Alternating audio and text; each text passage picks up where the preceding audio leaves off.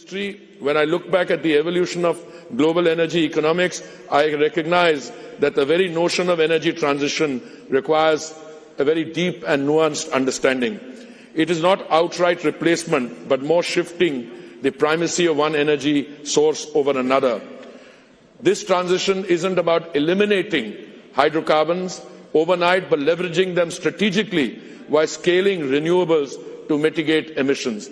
For too long, we have framed energy transition as a linear journey, from fossil fuels to renewables, from past to future, from problems to solution. But what if this logic is not feasible?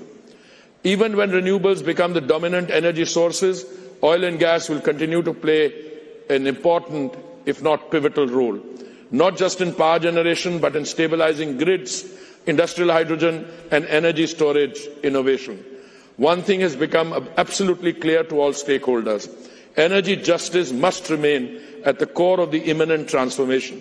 A fragmented transition risks deepening inequality, leaving billions without reliable energy, while wealthier nations surge ahead. If the transition is not just, it will not succeed, because the political economy will not allow it.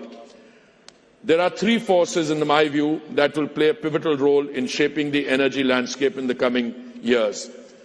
Artificial intelligence and clean cooking are emerging as major energy demand drivers, each shaping the future of economies and societies.